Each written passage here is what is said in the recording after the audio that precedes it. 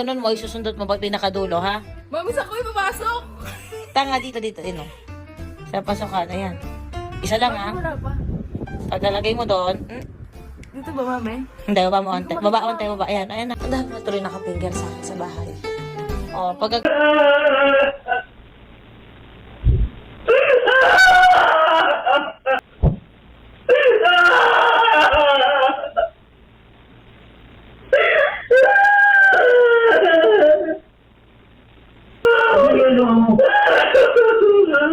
Ilang beses tayo nagpapali! Ilang beses sila pinatulungan sa mag ng folder. Puta ka na yun, ha? Pasusan nyo to eh. Pinang-ina. Ina, nakatasabi na ako eh.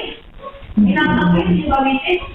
Papi, wala kaming pake dahil wala rin kami doon. O kaya nga, kami namin ay wala kang paki. Kung naglalabas ka rin mo, Gusto mo ba kayo pumasok? hindi ba? Kasi kung bakit nung muntik ako eh. Ang ibig ko Madami sabihin, mo, gusto mo natin ng boses. Ang ina. Pasensya na, ibig ko Gago sabihin, ka, patol ka ng patol. Gusto ko lang ipaalala sa'yo na bastos kang putang ina mo. Ano? Sa'yo mo. Narinig ulit yung gawin mo. Ay, nakinabig ko balik. Nakingin pa lang sa gabi. Uy, na! Sa lalaking. Ano na? Ay, sinasabi mo sila.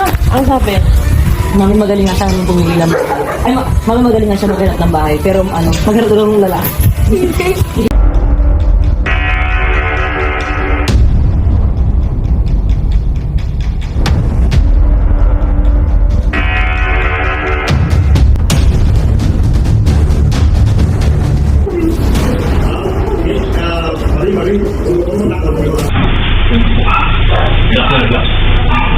Tahimik ka na, Brad.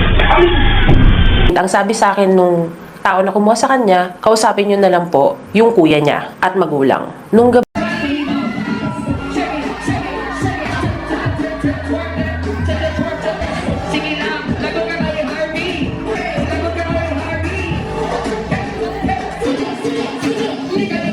Birthday, bro. Yeah. Oh my God!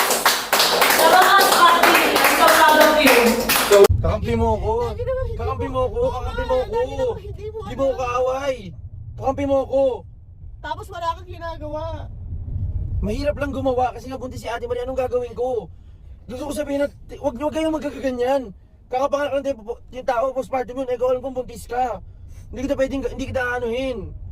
Tahimik lang ako kanina. Hindi ko pwedeng sabihin na ganun. Mamaya sa mga loob nun, ikaw mamaya ano mangyari sa'yo. Ang ina. Kaya nga kailangan. Can you just give me a break? Ngayon lang. Ang ina.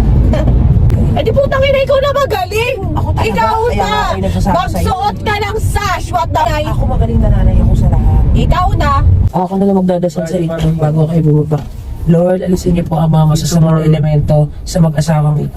Amen. Busy. Oh, Para akong isang pulubi doon. bakit? Kasi isang uniform. Tsaka yung mga classmate ko, ang gaganda.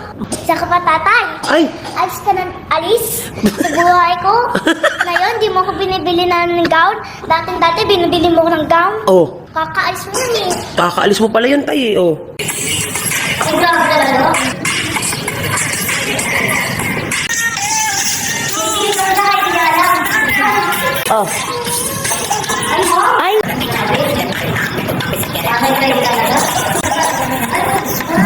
Siyempre anak ko yan eh. Bida-bida din yan. Sa kahit na sinong nakakakilala kay Marigold Pasete Bourbon, wala akong pakialam kung mapahiya ka or kung ano man ang sabihin mo. Dahil walang kahit na ano ang makaka-justify ng ginawa mo sa anak ko. Babala po sa kahit na sinong tao na mag-e-employ dito sa taong to. Isa siyang child abuser.